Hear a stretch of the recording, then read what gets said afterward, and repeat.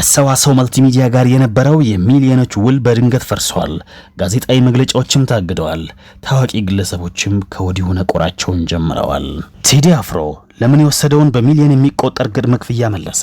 ከአልበሙ ጋር በተያያዘ ከ8 ቁጥር ጋር ያለው ምስጢር ምንድን ነው? ዛሬ ሁሉንም ገመናዎችን ፈትሻለን። ምን አዲስ ከአና ሚዲያ ሰብስክራይብ በማድረግ ታማኝ የመረጃ ምንጮ ያድርጉን።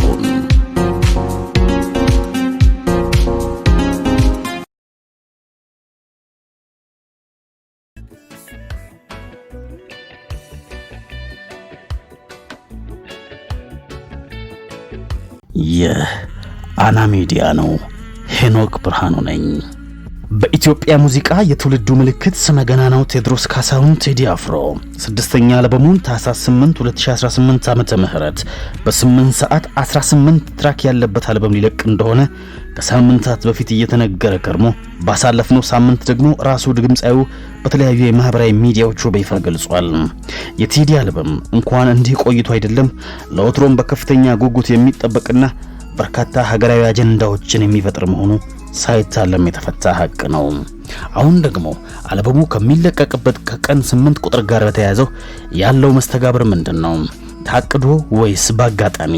ከቴዲ አልበም ጋር በተያያዘ ዛሬ ታህሳስ 6 በአርቲስት ቲቪ ቴዲ ሊሰጥ የነበረው መግለጫስ ለምን ታገደ? ማንስ አሳገደው? በርካታ የገዢው ፓርቲ አባላትና ታዋቂ የሚባሉ ሰዎችም ከወዲሁ በነቆራና በሽሙጥ የአልበሙን መዳረሻ መነጋገሪያ ያደረጉት ነው። የኢትዮጵያ ሙዚቃ ንጉስ ቴዲ አፍሮ ኢትዮሪካ የተሰኘውን 6ኛ አልበሙ ሊለቅ ጥቂት ቀናት ሲቀሩት የኢትዮጵያ የኪነ ጥበብ ኢንዱስትሪ በማዕበል እየተናወጠ ይገኛል። ከሰዋሰው መልቲሚዲያ ጋር የነበረው የሚሊዮኖች ውል በድንገት ፈርሷል። ጋዜጣዊ መግለጫዎችም ታግደዋል። ለምን የወሰደውን በሚሊዮን የሚቆጠር ቅድመ ክፍያ መለሰ? ከአልበሙ ጋር በተያያዘ ከ8 ቁጥር ጋር ያለው ምስጢር ምንድን ነው? ዛሬ ሁሉንም ገመናዎችን ፈትሻለን። ማክሰኞ ሚያዝያ 6 2018 ዓመተ ምህረት ብዙዎች አዲሱን አልበም አስመልክቶ ቴዲ አፍሮ መግለጫ ይሰጣል ብለው ቢጠብቁም ሳይታሰብ መግለጫው በይፋ ታግዷል። ቴዲ ከአርቲስት ቲቪ ጋር በመስማማት ፕሮግራሙን በቀጥታ ለማስተላለፍ ዝግጅቱን አጠናቆ ነበር። ይሁን እንጂ ከሚመለከታቸው አካላት በመጣ ጥብቅ ትዕዛዝ ስርጭቱ እንዲቋረጥ ተደርጓል። ይህ እገዳ ኢትዮሪካ ገና ለጆሮ ሳይበቃ ከፍተኛ የፖለቲካና ማህበራዊ ውጥረት እንዲፈጠር ምክንያት ሆኗል። በተያያዘ ዜና የአልበሙ መውጣት በይፋ ከታወጀበት ጊዜ አንስቶ ከዚያም በማህበራዊ ሚዲያ ላይ እየተሰነዘሩ ያሉ አንዳንድ ሐሳቦች ከወዲሁ የኢንተርኔቱ ዓለም መነጋገሪያ መሆናቸውን የቀጠሉ ሲሆን የረዳት ፕሮፌሰር ነብዩ ባዬ እናም በቅርቡ የገዢው ፓርቲን ወክሎ ለ7ኛው ሀገራዊ ምርጫ እንደሚወዳደር ያስታወቀው ካሙዙ ጋሳም ጭምር መነጋገሪያ የሆኑ ጽሑፎችን በማህበራዊ ሚዲያዎቻቸው ላይ አጋርተዋል። ፕሮፌሰር ነብዩ ባዬ በጾም ያሳለፉ የትንሳኤው ምዕመናን በዘፈኔ ይደንሳሉ ብለሽ አጥብቂ ሲሉ ሸንቆጥ ያደረገ መልእክት አስተላልፈዋል። ረዳት ፕሮፌሰር ነብዩ ባዬ ለቴዲ አፍሮ የሚከተለውን መልእክት አስተላልፈዋል።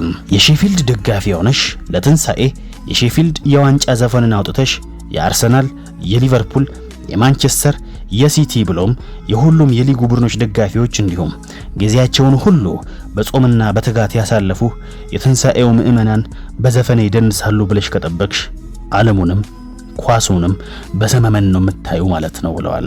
ኳስ ጨዋታው በሚታይበት ቀን እየተኛሽ ማታ በስካር መንፈስ በምታዩ የሃይላይትና የጨዋታ ዘገባ ተመስርተሽ ስለ ሊጉ ቁርር በሚል ድምጽ ለመተንተን እንዳትሞክሪ ኳስ አዋቂዎች ይመክራሉ። የካታንጋም የትሪቡንም የሚስማር ተራም የከማናንሽም ተቀማጮች ምክር ይለግሳሉ። ሃላንድ ሃዋርድ መስሎሽ እንዳትሳሳቺ የሊጉ ተከታዮች ያሳስባሉ። ወይ ኳሱን በደንብ ተመልከቺ ወይ ስለማታው ሐራ ቀሽረሻን ቁርቁሪ። ግን ደግሞ ሼፊልድ ዩናይትድ በዚያኛው ሊግ በሻምፒዮንሺፕ ወራ መሆኑን ራሱ አታውቂ ይሆናል እኮ። በስሙ ዩናይትድ ማንቸስተር ዩናይትድ ያው ዩናይትድ ነው ብለሽ ማንቸስተር መስሎሽ ይሆናል እኮ። ይህኔ ሁሉን አጭሰሽ በጭስ ተደብቀሽ አትመልከቺ እባክሽ ይላል መልእክቱ። ትንሽ ወዝገብገብ ያለ አወዛጋቢ ከረዳት ፕሮፌሰሩ የማይጠበቅ የሚመስል መልእክታቸውን አጋርተዋል። የሙዚቃ አቀናባሪው ካሙዙ ካሳ በበኩሉ በፌስቡክ ገጹ ላይ ረዘም ባለ ግስነ ግጥም ሸንቆጥ አድርጓል። መጨረሻም አድርሱለት በማለት ቋጭቶታል። መልእክቱም ግልጽ ነው። ለረጅም ዓመታት የዘለቀውና ብዙዎች ዘንድ በጉጉት ሲጠበቅ የነበረው የድምጻዊ ቴዲ አፍሮና የሰዋሰው መልቲሚዲያ የአልበም ስርጭት ውልም በድንገተኛ ሁኔታ መፍረሱ ታውቋል። ቴዲ አፍሮ ኢትዮሪካ የተሰኘውን አዲስ አልበሙን በሰዋሰው በኩል ለህዝብ ለማድረስ ተዘጋጅቶ የነበረ ቢሆንም በሁለት ወገኖች መካከል የተፈጠረውን አለመግባባት በተደጋጋሚ ውይይት መፍታት ባለመቻሉ ውሉን አቋርጠዋል። ድምጻዊው አስቀድሞ የወሰደውን ክፍያ ሙሉ በሙሉ መልሷል። የዚህ ውል መፍረስ ከቴዲ አፍሮ አልበም አሳታሚ ለውጥ ባሻገር በሰዋሰው መልቲሚዲያ ተቋምና አሰራር ታማኝነት ላይ ትልቅ ጥያቄ የሚያስነሳ ክስተት ሆኗል። የሀገሪቱን ትልቁንና ተጽዕኖ ፈጣሪውን አርቲስት ቴዲ አፍሮን በስምምነት ማቆየት አለመቻሉ ደግሞ የውስጥ አስተዳደር ክፍተትና ከአርቲስቶች ጋር ያለውን ጤናማ ያልሆነ ግንኙነት ይበልጥ ገመናውን የሚያጋልጥ ሆኖ አልፏል። ድምጻዊው አስቀድሞ የተከፈለውን ገንዘብ ሙሉ በሙሉ ለድርጅቱ በመለስ ነፃነቱን ማወጁ አርቲስቱ ከገንዘብ ይልቅ ለሙያው ለመብቱና ለስራው ነፃነት የሚሰጠውን ቅድሚያ የሚያሳይ ደፋር እርምጃ ተብሏል። ይህ የውል መፍረስ የቴዲ አፍሮን አድናቂዎች ተስፋ የሚያስቆርጥ አይሆንም። ምክንያቱም ድምጻዊው ግጥምና ዜማቸውን እንደ ወትሮው ራሱ የሰራባቸውና የተለያዩ ይዘት ያላቸው ኢትዮሪካ አልበም ስራዎች አስቀድሞ ቃል በገባው መሰረት ጣዩ ሚያዝያ 8 2018 ዓመተ ምህረት በራሱ የዩቲዩብ ገጽና በሌሎች አማራጭ ዲጂታል መድረኮች ለህዝብ እንደሚያደርስ ታውቋል። ይህ ክስተት በኢትዮጵያ የሙዚቃ ኢንዱስትሪ ውስጥ አርቲስቶች ከባህላዊና አወዛጋቢ አሳታሚዎች ይልቅ የራሳቸውን ፕላትፎርም መቆጣጠርና የራሳቸው ጌታ የመሆን አቅማቸውን እያደገ መምጣቱን የሚያሳይ ትልቅ ማሳያ ሆኖ ይመዘገባል። ታዋቂው ድምጻዊ ቴዲ አፍሮ የአዲስ አልበም ማስታወቂያ በቁጥር 8 ዙሪያ መሽከርከሩ ለብዙዎች ትልቅ መነጋገሪያ ሆኗል። በቁጥር ጥናት ኑመሮሎጂና በተለያዩ ባህላዊ እንዲሁም መንፈሳዊ እይታዎች ውስጥ ቁጥር 8 ትልቅ ትርጉም ያላት ቁጥር ናት። ቴዲ አፍሮም ይህንን ቁጥር በልዩ ሁኔታ የመረጠበት ዋና ዋና ምክንያቶች የሚከተሉት ሊሆኑ ይችላሉ ተብሎ ይገመታል። አንደኛ፣ የአዲስ ጅምርና የትንሣኤ ምልክት። በክርስትና እምነት ቁጥር 8 የአዲስ ጅማሮ ምልክት ተደርጋ ትወሰዳለች። ዓለም በ6 ቀናት ተፈጥራ በሰባተኛው ቀን እረፍት እንደተደረገው ሁሉ 8ኛው ቀን አዲስ ሳምንት ወይም አዲስ ምዕራፍ የሚጀምርበት ነው። ሌላኛው ማለቂያ የሌለው ዑደት ወይም ኢንፊኒቲ ነው። ቁጥር 8 ቅርጿ በላቲን ኢንፊኒቲ ከሚለው ምልክት ጋር ይመሳሰላል። ይህ ደግሞ የማያልቅ ፍቅርን፣ ቀጣይነትና ዘላለማዊነትን ያመለክታል። ቴዲ አፍሮ በስራዎቹ ውስጥ ለሀገሩና ለሕዝቡ ያለውን የማይለወጥና ዘላለማዊ ፍቅር ለመግለጽ ይህንን ምልክት ሊጠቀሙ ይችላል ተብሎም ይገመታል።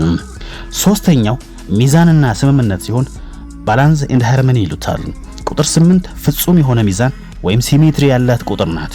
በቁጥር ጥናት ውስጥም ስኬትን፣ አስተዳደራዊ ጥበብንና ቁሳዊውን ከመንፈሳዊ ዓለም ጋር የማዛመድ ምልክት ተደርጋ ትታያለች።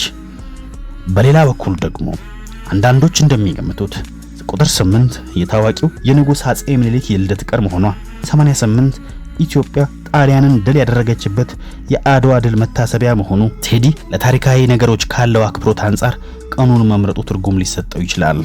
በአጠቃላይ ቴዲ አፍሮ 8 ሰዓት 8ኛው ወር 18 ስራዎችና 8 ቁጥርን ማጉላቱ ስራው አዲስ መንፈስ ይዞ እንደሚመጣ ለዘላለም የሚኖር ጥበብ መሆኑንና ታሪካዊ ትረት እንዳለው ለመጠቆም የታሰበ ጥበባዊ ሚስጥር ይመስላል።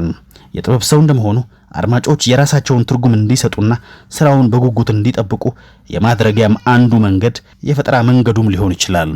ወይም ደግሞ አሁን ካሰብናቸው በተለይም በአጋጣሚ የሆነ የቁጥር መገጣጠም ሊሆን ይችላል። ኢትዮሪካ ገና ሳይለቀቅ እንደዚህ አይነት ውዝግቦችና ትንታኔዎችን ማስተናገዱ የቴዲ አፍሮ ስራዎች ምን ያህል ተጽዕኖ ፈጣሪ እንደሆኑ ማሳያ ነው። እገዳውና ትችቱ አልበሙን የበለጠ ተጠባቂ አድርጎታል። እናንተስ ምን ትላላችሁ?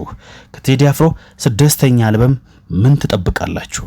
ለተጨማሪ ወቅታዊ መረጃዎች ቻናላችንን ሰብስክራይብ በማድረግ ቤተሰብ ይሁኑ። ስለተከታተላችሁን እናመሰግናለን። ሄኖክ ብርሃኑ ነበርኩ። በያላችሁበት መልካም ቀን